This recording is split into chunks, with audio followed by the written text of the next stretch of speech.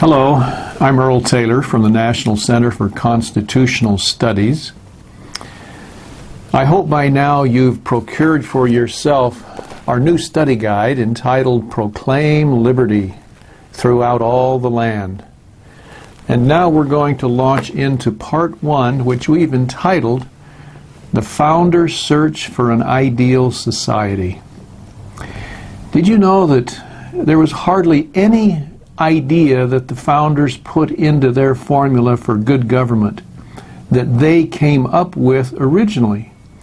Almost everything had been either tried or suggested before. And so part one, their search for an ideal society, we're going to describe where the founders got their good ideas, who they read, who they studied, what experiences did they have in coming up with the principles that then were put into practice when they finally wrote the Declaration of Independence and the Constitution. So if you'll turn with me now to Lesson 1, which starts on page 9. And we're going to describe some of the things the founders experienced, both through their study and through their own experience. You know, as they studied the history of law in the world, and they knew a lot about different systems in history, in law, they basically knew that there are only two kinds of laws. Now, these have very technical names that we could mention, Roman civil law and English common law, but those are a little difficult to remember. So we've given them very easy names to remember. We call them simply ruler's law or people's law. And those are your two blanks there in the middle of page 9, ruler's law and people's law. So let me ask you the question, who makes the law under ruler's law? Yes, you're right, the dictator, the ruler, the monarch, the king. Who makes or accepts the law under people's law? The people. So as you study history, and even the history of the United States, when government does something, you can almost always put it into one of those categories and say, is this ruler's law or people's law? And when you teach young people the elements of ruler's law and people's law, it's exciting when they can recognize when something happens and they'll say, oh, that's an element of people's law, or that's an element of ruler's law. You get young people doing that, that's exciting, knowing that they can tell the difference. So let me ask you this question. After Columbus came, what was the first major nation to make inroads into the New World? Yes, it was Spain. What kind of law did the Spanish bring?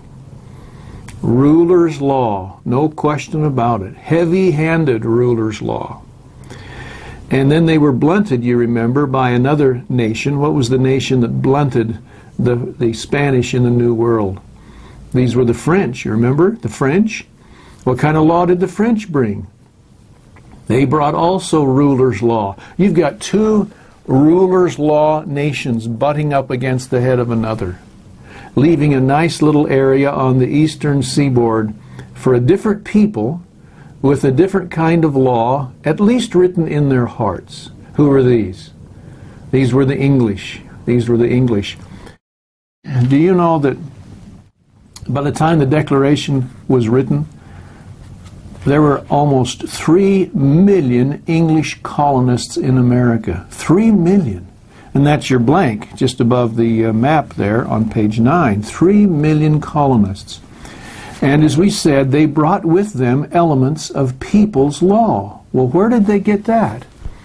Well, their early ancestors were known as Anglo-Saxons. These are people who came into the island of Britain in about 450 AD, set up a wonderful system of government that the founders admired. It lasted for about 600 years until that tragic hook date of history, 1066. Do you know what happened in 1066? You may remember that was William the Conqueror, who came over with his Norman conquerors and invaded Britain and put into subjection the Saxon people. Do you remember that story? And basically corrupted their form of government. Corrupted is your blank for letter B. Corrupted. Did you get your blank for letter A? Anglo-Saxon. Anglo-Saxon. Now look in letter C, and here's a quote from Jefferson. As he studied, he was a great student of his ancestors, the Anglo-Saxons. Jefferson says, "Our Saxon ancestors held their lands as they did their personal property in absolute dominion, who by persuasion or threats were induced to surrender them. A general principle indeed was introduced that all lands in England were held by the crown." Do you see the difference there between the Saxon property ownership elements and the Norman rulers? And so what you had over centuries are Norman kings ruling over the Saxon people, and the Saxon people trying for centuries to get their rights back. So in 1215, about 150 years later, you remember the Saxon people said, let's take a big chart and write some of our rights down on it. And we'll take this chart to the king so he'll remember what our rights are. Do you remember what that was called? That was called the Magna Carta. Did King John honor the Magna Carta? No. But you see, this is one of the things that the founders learned. This is one of the weaknesses of Anglo-Saxon law. It wasn't written down. So can you tell what the founders learned by that experience? If you're going to preserve something, especially a good form of government, and your rights, then you better write it down. At least that's one way of doing it. Can you tell me how many nations there are in the world today? About? Changes every year. About 200. Do you know about how many nations of those 200s actually have written constitutions? At last count, you'll be as surprised as I was probably, but at last count about 125. And some say there's more than that. Written constitutions in the world today. Now, of all those constitutions, can you guess which one is the oldest? You're right, the United States Constitution. One of the youngest countries in the world, the United States, has the oldest written constitution. Why? Because this was a new thing. If you want to preserve it, you write it down. You see what the founders are learning right off the bat. Okay. So, as we said, they called that the Magna Carta. Took it to the king, as you remember, King John wasn't too excited about either signing it or enforcing it. And a little bit later, in that same century, they said, maybe we need to send some of our best people up to be with the king as he conducts the government, to remind the king of the rights of the people. This was the first Parliament, which is your blank for letter E, P-A-R-L-I-A-M-E-N-T, Parliament, in 1264. Well, that's about the way things stayed for several centuries, went through the Reformation period and so forth. In the 1600s, you had a man by the name of Sir Edward Coke, pronounced Cook, spelt Coke. He was an English judge, and later in his life, he began ruling that the human rights really belong to all freemen, not just the nobles and the aristocrats, but to all freemen, and that's your blank top of page 11, freemen. And he began writing about the equality of mankind. Our founding fathers loved to read Sir Edward Coke on his doctrine of equality of rights. Well, letter G, by 1628, Charles I was so harsh, you may remember, that Parliament forced him to sign, here's another document, the Petition of Rights. Petition of Rights. Do you remember what happened to Charles I? He didn't honor the document, and so they convicted him of treason and beheaded him. These were dangerous times for English kings. And he was followed by Charles II, who was then followed by James II. And he was so ruthless that they overthrew him in what was called the Glorious Revolution, and said nobody can ascend to the throne of England unless they sign, here's another document in letter H, the English Bill of Rights. Do you see what's happening here, folks?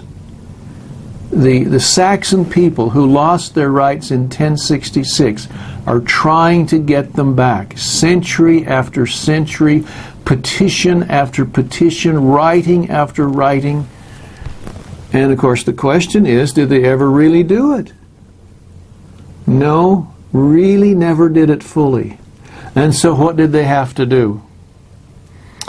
Yeah, they had to leave. They had to come to a new land.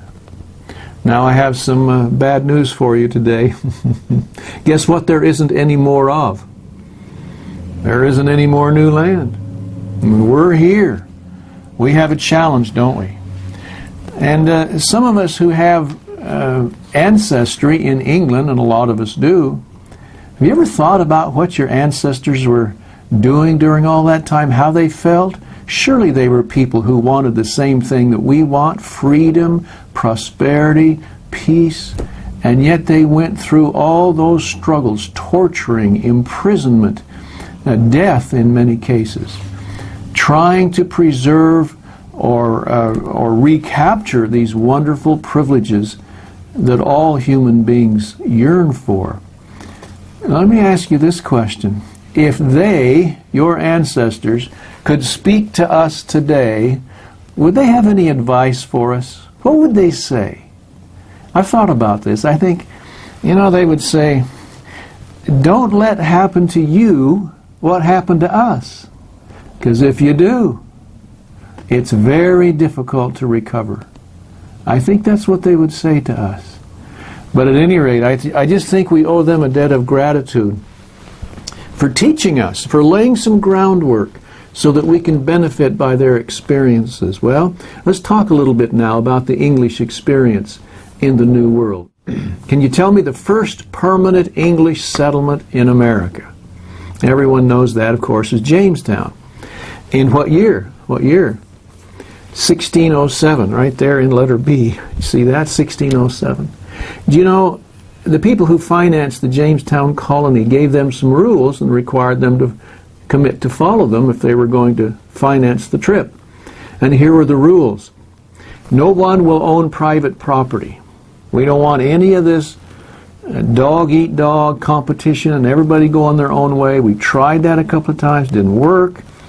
And so you're all going to live in a commune, and you're going to have a leader, and he will assign you your tasks, so everybody will know what they're supposed to do. What do you think about that? What kind of a system does that remind you of? No private property, do what you're told.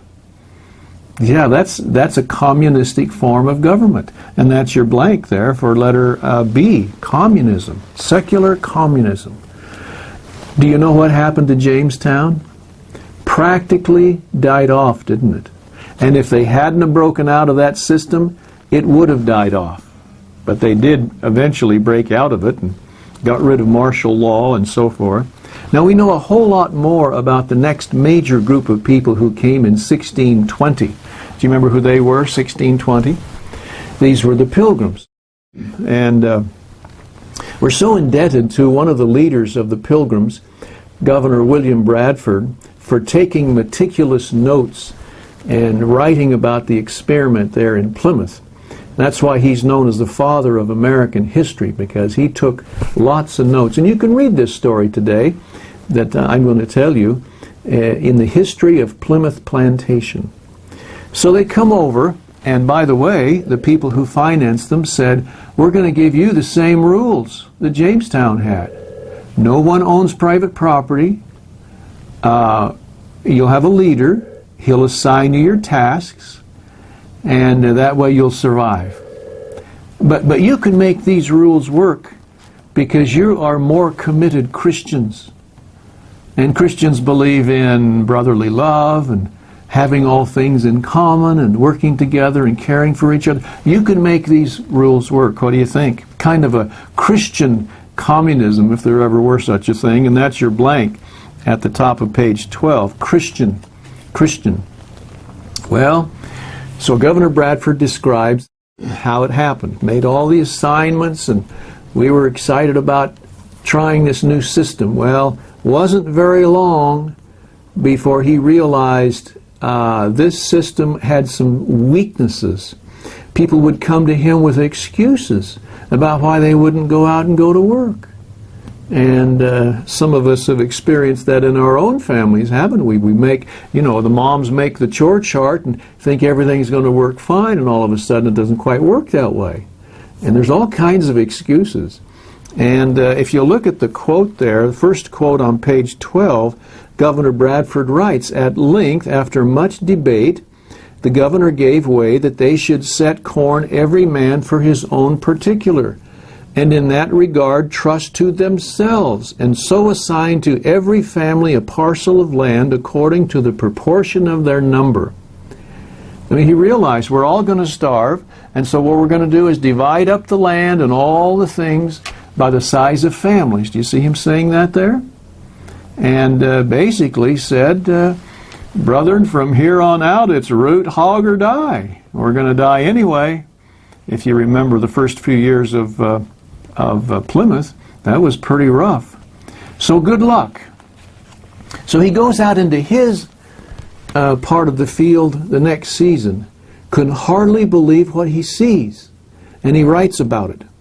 This, you see this second quote, "This had very good success, this new system, for it made all hands very industrious, so as much more corn was planted than otherwise would have been." Now this is Old English, this is before Webster.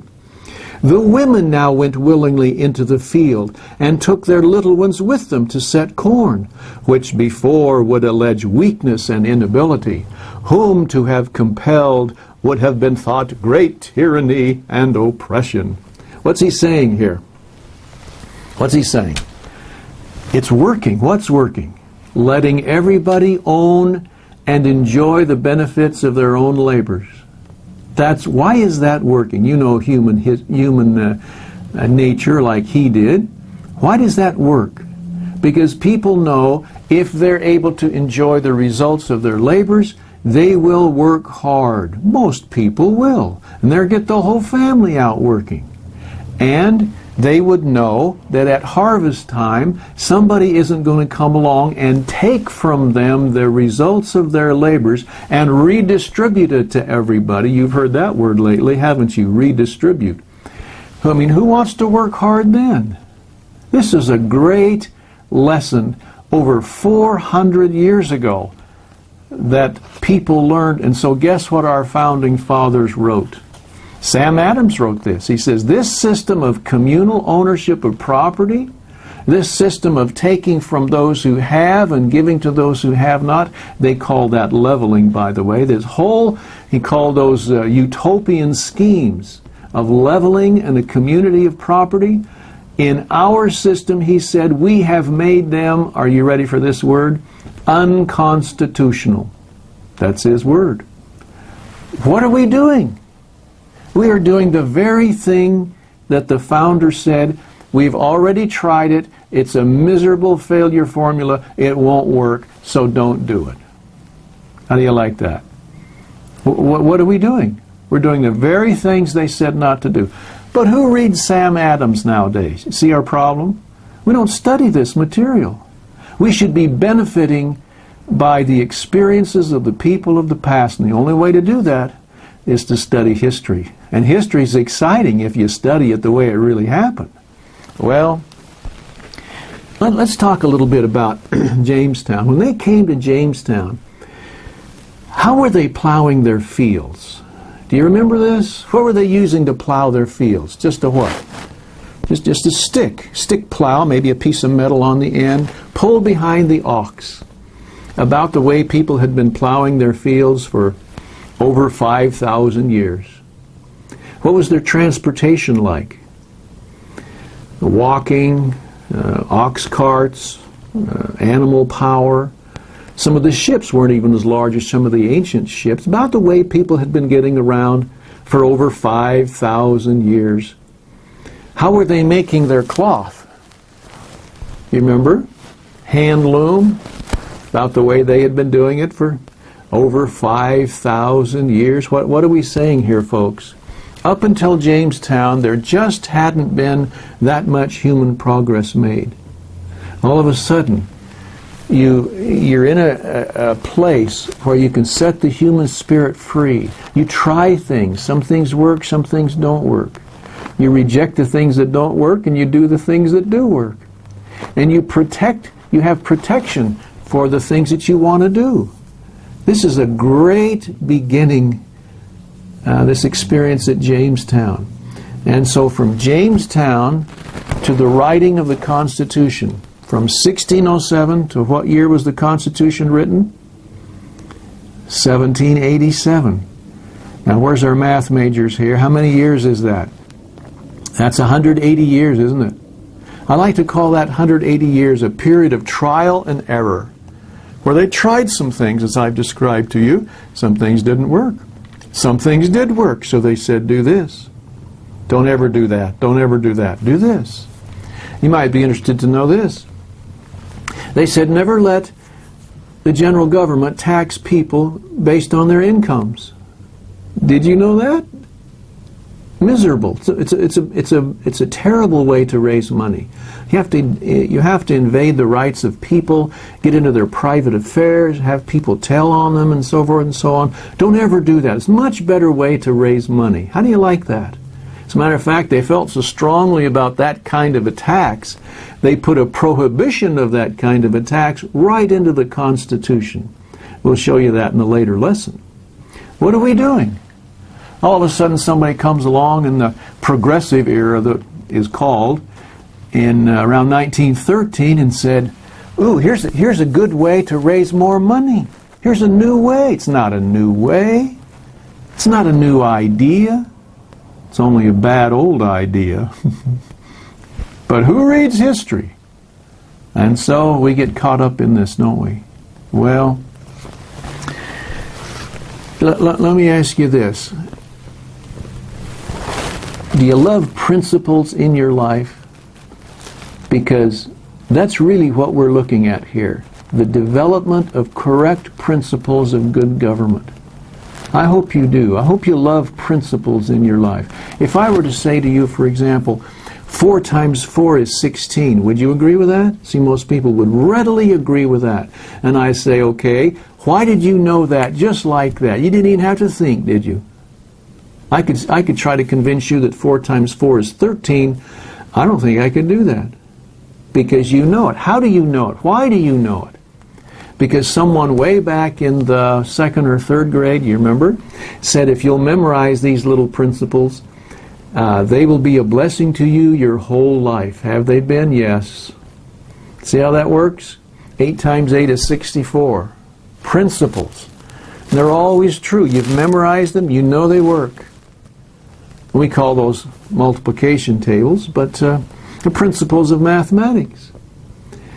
How would you like to have a set of principles for government, which if you memorize, and then somebody comes along running for public office or in public office and makes some grandiose proposal, because you know the principles, you can say almost immediately whether that's right or wrong, true or false, good or bad. Would you like a set of principles like that? It's amazing what happens. And if you have those principles, do you know what can happen? Do you know what did happen? We went, after the Constitution was written, solidifying these principles. We went from ox carts in 1787 to where? In less than 200 years, we were walking on the moon. In other words, we went farther in 200 years than mankind had gone in over 5,000 years before. In other words, based on these principles, we made a 5,000-year leap. And a discussion of those principles is contained in this book published by NCCS, The 5,000-Year Leap, which contains a discussion of the 28 principles of liberty. These are principles that the founders said any nation, any people, not just Americans, any people, if they adhere to these correct principles that we have proven will work, they can have peace, prosperity, and freedom. This is a message for the whole world. This really is the miracle of America. Well, I want you to turn over to page 15, because what we've given you here are the 28 principles of liberty. These are ideas that are changing the world. Not only do we have these in your study guide, we also have them on our business card. This is our business card. Anybody can get a number of these from NCCS. All of our information is on here, and you turn it over, and there are the 28 principles of liberty that I've described to you. That the founder said, learn these, memorize these, hold to them, and you will not only preserve, but you will be able to perpetuate the formula that we've given you. So we've put them on a nice little card here so that you can carry them around and memorize them. When we're going around this country asking people to memorize these principles. Now, if you're in my class at school, I teach government to seniors in high school. Guess what? You have to memorize these and stand up in front of the class and recite them. If you want to get an A, I'm telling you, when students do this, and we hear them recite these great principles, that does wonders to the heart of a teacher. We not only do that, we study this book for one whole semester, a chapter on each principles, where the founders came up with these principles, why they make so much sense. You put this into the heart of these young people, and it's exciting, because then they start seeing what's happening in the nation today, and they say, hey, wait a minute, that's against principle number 1, that's against principle number 14, or whatever. And then we study bills that are introduced in legislature and in Congress, and one of their assignments is to take a bill and evaluate it and say, okay, what principle does that apply to? Can you relate a principle to that bill? And does it violate or support that principle? And stand up in front of the class and give your report. I'll tell you, as a teacher of government to 17, sometimes 18-year-old students, there's hardly nothing better in a classroom to hear these young people stand up and evaluate real legislation in terms of principle. There's just hardly nothing better than that. So, I ask you, will you take this assignment to memorize these principles? And I'll promise you that if you do that, it will be as thrilling to you as knowing the multiplication tables. Because all of a sudden you'll become a teacher, and you'll start having influence. And somebody will be running for office, and you'll be out working in your garden one summer, and your neighbor will come up to you and say, hey, what do you think about the proposal that old so-and-so made the other day who's running for Congress? And you'll put down your hoe and you'll say, let me tell you a principle behind that. And because you've memorized these, you'll be able to say, did you know that a true principle of government goes like this? And you might quote him maybe number 7 on your card. You see number 7 there on page 15? It says the proper role of government is to protect equal rights, not provide equal things. And you may have to say, now that's why that proposal is dangerous, because it violates one of the most basic principles of good government. Or you might be able to say, that's why that's a great concept, because it corresponds with the correct principle of government. Do you know what your neighbor will do at that point? He'll look at you and he'll say, wow, you're smart. Where did you learn that? And you'll say, well, I just read a little bit and memorized a few things from the founders. And see, you got to be real humble when you know this much, right? This isn't much to know, but it's more than most people know. And all of a sudden, you become a teacher of influence. And that's what we need. Millions of people who know correct principles. So you take that little challenge and memorize these. Now we're going to, in some later courses, starting actually with the next lesson, we're going to go through these principles in a summary form so that you can get an idea how great and how thrilling they are to know, and how thrilling they were to the founders as they discovered them. So we'll go through each one of those in the future lessons. But right now, let's go back to page 13 and talk about the next group who came. You remember, the next major group. These were the Puritans, and that's your blank for letter A, top of page 13, Puritans. And you may remember they founded Boston. And they set up a pretty strict enclave there in Boston. And over time, it became a little much for some of them. And there were some disagreements and so forth. And so some of the families decided to leave. And you may remember there was Roger Williams and Ann Hutchinson. With their families, they left and went to and founded the colony of Rhode Island. And then in letter B, Reverend Thomas Hooker. He left the colony in Boston, and actually with some of my relatives, the Taylors, and founded the colony in Connecticut, on the Connecticut River. Windsor, Hartford, Weatherford. And Reverend Hooker, when he got there, he said, what we need is a written plan of government for us. What's a written plan of government? What do we call that today? A constitution. So he wrote a constitution. And it's to Reverend Hooker that we attribute the honor of having the first written constitution in America. And that's your blank at the end of letter B, written. And not only did he write it, and he called it the Fundamental Orders of Connecticut, you can read it today. Not only did he write it, he said where he got his good ideas. Being a reverend, where would you think? Yes, he said, from the Bible. Got a lot of my ideas from the Bible. And particularly, he said, from the first chapter of the book of Deuteronomy. Well, Deuteronomy, you remember, that means repetition of the law, because this is Moses just before he left the Israelites for good at the end of his mortal life. Moses was retelling the Israelites what God had done for them over these many years since they left Egypt.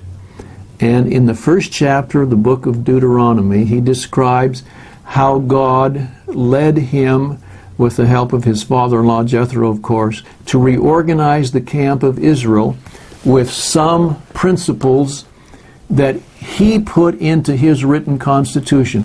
And when I learned that and went back and reread first chapter of the book of Deuteronomy, it was after I had memorized the 28 principles.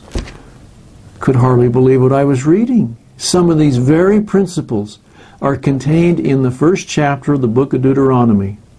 And Reverend Hooker is saying, I wrote the Fundamental Orders of Connecticut with those principles in mind. Do you see that? That's thrilling. Well, now at the bottom of page 13, let's talk for just a minute. What feeling the founders had as they came to America and were doing what they had a sense of divine mission. That's your blank. Divine mission, there for Roman numeral 5. In other words, they felt like there was something special about what they were to do here in America that they couldn't do in the old world. Divine mission is your blank. For example, letter A, Professor Cherry, in his writing, says the belief that America had been providentially chosen for a special destiny has deep roots in the American past.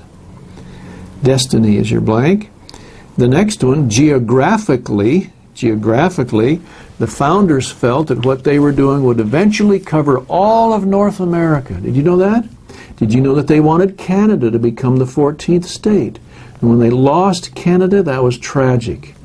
And they felt like eventually all nations would come in the Americas as they learned this incredible formula for peace, prosperity, and freedom. You see, this is not just a little East Coast thing. as it spread, it would have its influence and invite all people who would buy into these principles of liberty to partake of it, so that they can have the great yearnings of the human heart, which, as we've said, is peace, prosperity, and freedom. Isn't that a great story? And you read the founders, that's what you read. Now, letter C on the top of page 14, as far as population was concerned, John Adams said, what we're doing, and by the way, he said this when there were about 5 million people in the colonies. He said, what we're doing is building a nation that would eventually have at least 200 to 300 million freemen. Well, where are we? Last count, a little over 300, aren't we? Now, I'm sure you've heard a lot of things about the founders, and we won't talk about this much, but you've heard a lot of myths about the founders and what's written about them, what some people say about them. You've probably heard of how immoral some of them were. You've heard that.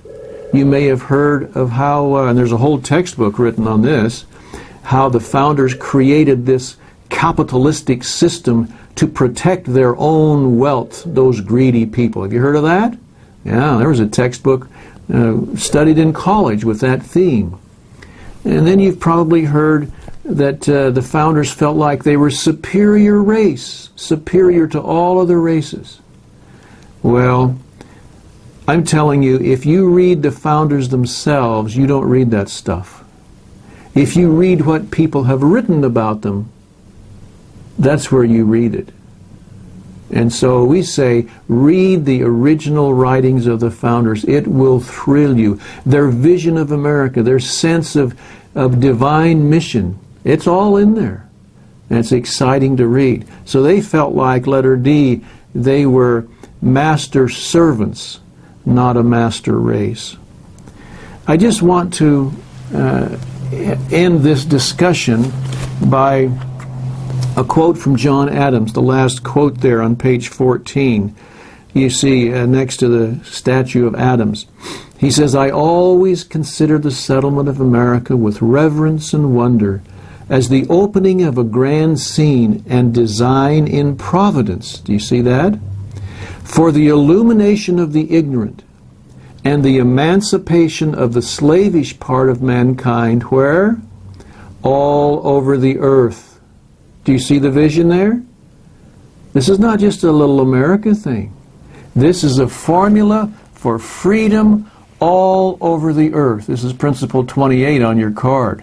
That if America is the proper example, it can be a blessing to the entire human race. You see, we got a little problem with that, don't we? We've changed, supposedly, the mission of America from example to a policeman of the world. Well, you can see how that's working. The founders' formula is amazing. So I end this lesson with, once again, the challenge to memorize the principles of liberty. And as we begin lesson 2, we're going to get into some of these concepts and principles. And if you have them memorized, it will become part of you a little easier. Thank you for joining us in this lesson.